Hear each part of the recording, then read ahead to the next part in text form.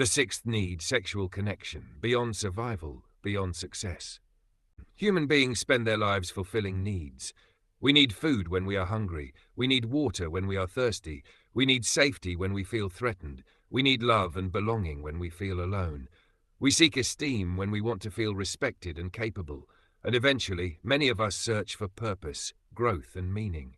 But there is another powerful dimension of human life that is often discussed privately, misunderstood publicly, and sometimes reduced to a single word: sexuality.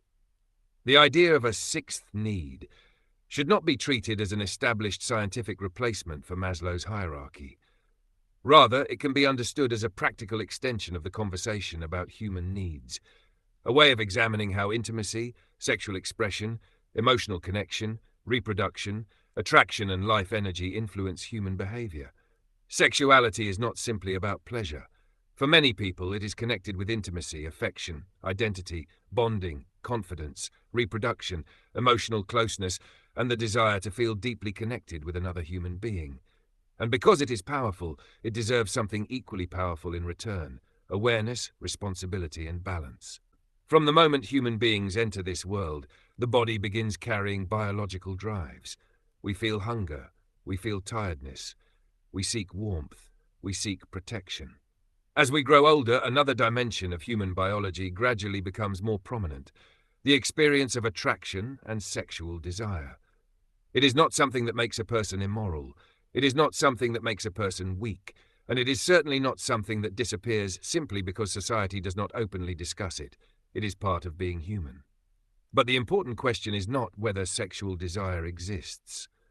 The important question is, how do we understand it, and how do we handle it? A person can experience sexual attraction without acting on every impulse. That distinction is fundamental. We experience anger, but we don't have to hurt someone.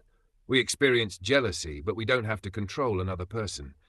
We experience hunger, but we still make choices about what and when to eat. In the same way, experiencing sexual desire does not remove our responsibility to think, choose, and respect boundaries. That is where maturity begins. Sexuality becomes much more meaningful when it is understood as more than physical pleasure. Imagine two people who are physically attracted to each other. At one level, there is biological attraction, but as emotional intimacy develops, something more can happen. They begin sharing their fears. They communicate their expectations. They become comfortable being vulnerable. They learn each other's boundaries. They develop trust. They begin to understand that intimacy is not simply about what one person wants from another. It is about what two people consciously choose to share with each other. This is why consent is not a formality. Consent is the foundation. A healthy, intimate relationship requires both people to be willing, informed, comfortable, and free to say no. And that no must be respected without manipulation, guilt, pressure, or punishment. A relationship becomes unhealthy when one person begins treating the other person's body as something they are entitled to. Love does not create ownership. Marriage does not eliminate consent. A relationship does not mean permanent permission. Every person continues to have autonomy over their own body. This understanding becomes even more important in a world where sexuality is constantly presented through entertainment, advertising, and social media. Young people can encounter unrealistic images of bodies, relationships, and sexual behavior long before they have the emotional maturity to understand them. Pornography, for example, may create expectations that have little connection with real relationships. Real intimacy is not a performance. Real bodies are not edited images. Real relationships are not scripted scenes, and real people have emotions, insecurities, boundaries, and consequences. One of the biggest misunderstandings about sexuality is the belief that physical intimacy automatically creates emotional connection. It doesn't. Two people can be physically intimate and still feel emotionally distant. Conversely, two people can develop profound emotional intimacy without making their relationship primarily physical. This is why communication matters. A mature relationship allows people to talk about expectations, boundaries, contraception, sexual health, emotional needs, and commitment without shame or fear. Silence does not create maturity. Understanding does. Another important dimension is responsibility. Sexual behavior can have consequences. There can be pregnancy. There can be sexually transmitted infections. There can be emotional attachment. There can be heartbreak. There can be betrayal. There can also be beautiful consequences, companionship, family, deeper intimacy, affection, and the creation of new life. Therefore, sexuality should never be separated from responsibility. If someone wants the pleasure but refuses to accept the consequences, they are not exercising freedom. They are avoiding responsibility. And responsibility does not mean fear. It means awareness. It means asking, am I respecting this person? Are we both genuinely willing? Are we communicating honestly? Are we protecting each other's physical and emotional well-being? Am I making this decision consciously rather than impulsively? These questions can transform sexuality from an uncontrolled impulse into a conscious human experience. There is also another danger, using sexuality as a substitute for emotional fulfillment. Someone may feel lonely and seek constant physical attention. Someone may feel insecure and use sexual validation to prove their attractiveness.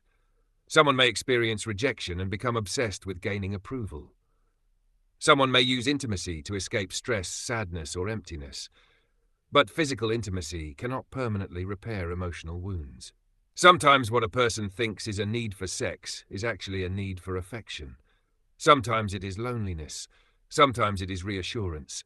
Sometimes it is the desire to feel valued. Understanding the difference is a form of self-awareness, and this is where self-control becomes important. Self-control does not mean suppressing sexuality. It means not allowing sexuality to control you. A mature person can acknowledge desire without becoming its prisoner. They can appreciate attraction without objectifying another human being. They can experience passion without abandoning values. They can love deeply without becoming possessive. And they can walk away when a relationship is unhealthy. When sexuality is handled with awareness, it can become part of a broader human experience. Connection, affection, companionship, creativity, reproduction, and emotional bonding. But when it is driven by exploitation, deception, addiction, or compulsion, the same powerful force can create suffering. Relationships can break. Trust can disappear. Families can be damaged. People can experience guilt, shame, anxiety, and emotional instability. That is why the goal should never be to fear sexuality. The goal should be to understand it. Our bodies carry biological impulses. Our minds carry thoughts. Our emotions carry attachment. And our values determine how we respond. That combination is what makes us human. Perhaps the most important lesson is this. Sexuality is neither something to worship nor something to condemn. It is a powerful part of human life. And like every powerful force, its impact depends on how consciously we use it. When there is attraction without responsibility, there can be exploitation. When there is desire without respect, there can be harm. When there is intimacy without communication, there can be misunderstanding. But when there is desire with consent, intimacy with trust, passion with responsibility, and connection with emotional maturity, sexuality can become one part of a healthy and meaningful human relationship. Because ultimately, the question is not, how much pleasure can I get? The deeper question is, can I experience intimacy without losing respect for myself, for another person, and for the consequences of my choices? That is where biology meets consciousness. That is where desire meets responsibility. And perhaps that is what it really means to understand the sixth need. Understand it, respect it, balance it. Because sexuality is not just about pleasure. It is about connection, creation, intimacy, and life itself.